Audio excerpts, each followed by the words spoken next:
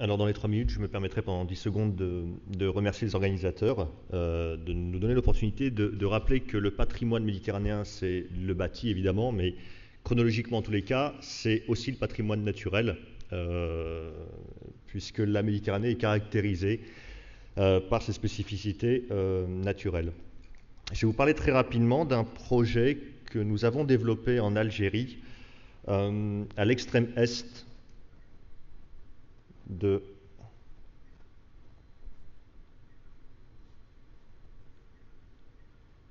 Ah, je crois qu'il y a une erreur sur la présentation. Bah, écoutez. C'est-à-dire que les diapos ne sont pas dans l'ordre, c'est ça? Comment? Les diapos n'étaient pas dans l'ordre? Les diapos ne sont pas celles-ci en réalité. Donc bon, bah écoutez, je vais vous faire la présentation un peu à la volée et sans filet.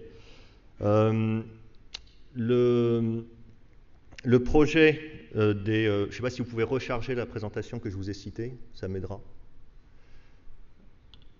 Donc le projet dont je vais vous parler, c'est un projet de renforcement des capacités des ONG et des populations locales pour les amener à participer à la gestion d'un parc national à El Kala dans l'est de l'Algérie.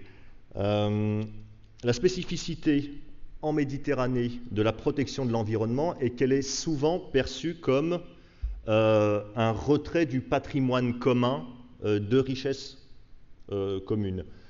Souvent, lorsque vous décidez de créer un parc national, une réserve nationale, etc., et que vous l'interdisez aux populations locales qui ont eu l'habitude de vivre et de subvenir à leurs besoins à partir de ces richesses, ça peut créer des conflits relativement importants. L'objet de ce projet, c'était de faire en sorte d'aider le parc national à inclure les communautés locales et la société civile dans la gestion du parc, et cela dans le cadre d'un bénéfice et de bénéfices communs. Ce que l'on constatait simplement, et c'est parti d'un constat assez simple, le manque de ressources des populations locales, puisqu'on est dans une zone relativement pauvre, avec des populations qui ont à peu près un revenu par habitant qui doit être l'équivalent de l'ordre de 2000 à 2500 euros par an. Donc un niveau de ressources très faible qui a entraîné des pressions importantes sur les ressources naturelles. Les concepts de parc national et de réserve de biosphère étaient relativement méconnus, voire pas du tout connus. Et effectivement, les gardes du parc étaient vus comme les gendarmes qui mettaient des amendes, qui mettaient des contraventions, qui empêchaient d'aller cueillir, etc. Le parc manquait de moyens et d'appui de la société civile pour diffuser ces messages de nécessaire protection du site naturel. Et enfin, les ONG telles qu'elles avaient été créées manquaient de moyens techniques, matériels, pour pouvoir justement faire ce travail d'accompagnement et de sensibilisation des populations locales. Alors, quelles sont les conditions pour obtenir l'acceptabilité sociale de la protection de la nature? D'abord, c'est d'envisager les ressources et les revenus que pourrait générer la protection elle-même de ces milieux. Et cela suppose aussi de déterminer quel est le type de fréquentation, de tourisme ou d'exploitation des ressources le plus adéquat, ou du moins qui ne fera pas peser des menaces supplémentaires et plus importantes sur la ressource elle-même. En clair, c'est définir la capacité d'accueil véritablement du site. C'est absolument important. On comprend que le tourisme soit une économie, ou du moins qu'elle puisse générer des revenus, et c'est particulièrement le cas en Méditerranée, mais il ne faut pas scier la branche sur laquelle on est assis. Le tourisme de masse standardisé tel qu'il s'est développé, que ce soit en Espagne, sur la côte du Languedoc-Roussillon, dans certains pays du Sud comme la Tunisie, etc., est un tourisme qui fait peser de vraies difficultés sur une pérennisation du type d'emploi que l'on crée et des revenus que l'on pourrait générer. Donc ça, c'est le premier point, véritablement se poser la question de quel est le volume, l'activité touristique optimale, vraiment maximale, pour que véritablement les ressources dont on dispose, la beauté des paysages ne soient pas altérées. Le deuxième travail que nous avons dû faire, ça a été de mener un diagnostic socio-économique du village et de la communauté qui comprenait 20 familles. Et la question qu'on s'est posée basiquement, c'était de dire, très bien, quels sont l'ensemble des activités économiques qui vont permettre à ces familles de pouvoir vivre de la nature qu'ils pourraient exploiter. Alors évidemment, il y avait évidemment le tourisme, il y avait le liège, et enfin le pistachier lentisque. Ah, je crois qu'on est revenu. Merci. Et donc, comme vous le voyez, effectivement, on était sur un site de zones humides relativement exceptionnelles en Méditerranée. Et donc, il y avait un certain nombre d'activités comme ça que l'on a pu identifier pour dire très bien, les populations pourront développer déjà depuis des siècles ces activités-là, mais on souhaitait faire en sorte qu'elles puissent le faire dans le cadre de capacité de charge maximale. On a retenu quelques éléments de témoignage. Par exemple, les familles nous expliquaient à la fin du projet que le projet leur avait donné l'espoir de mieux vivre avec leur environnement.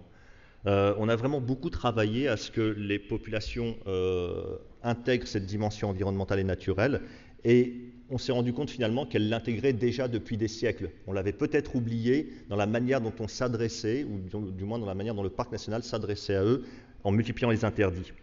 Une femme aussi nous a dit « j'ai voulu vivre l'aventure ». Pour elle, relancer cette production de pistaches et lentisques, travailler à faire de l'huile de lentisques et de l'huile essentielle, c'était véritablement, elle redécouvrait le métier, un métier ancestral, et elle voyait l'intérêt que des gens extérieurs pouvaient y porter. De la même manière avec les ONG, puisqu'on a fait un vrai travail auprès des ONG, de développement des capacités, d'installation d'équipements et d'infrastructures, de mise en œuvre de moyens comme des trucs tout bêtes, des ordinateurs pour pouvoir leur permettre d'écrire des courriers à la préfecture, au maire pour les solliciter, ce genre de choses. Le développement d'une vraie stratégie pour que ces associations puissent véritablement aider et faire un travail de sensibilisation et d'éducation à l'environnement.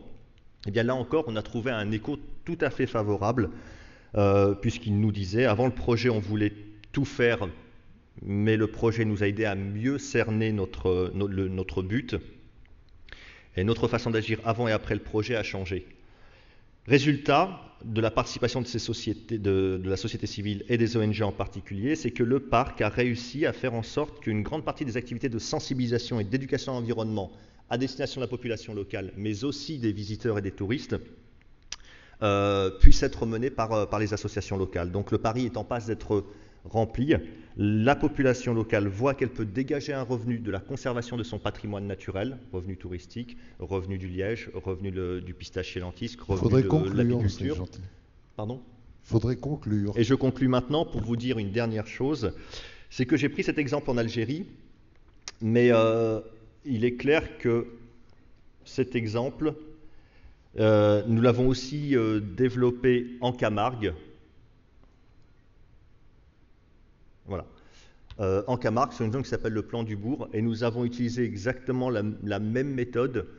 Et finalement, que ce soit au nord ou au sud de la Méditerranée, la protection du patrimoine et l'acceptation par la société civile, par les communautés locales, passent toujours par une promesse de revenus, pas mirobolante, mais en tous les cas suffisamment pour pouvoir faire en sorte que les communautés locales vivent, et la prise en main par la population véritablement de leur avenir et du développement de leur territoire, puisque en Camargue notamment, un plan de développement territorial a été mené avec la totalité des personnes, des 3000 personnes qui participaient au projet autour du site des Marais du Viguera. Je vous remercie de votre attention.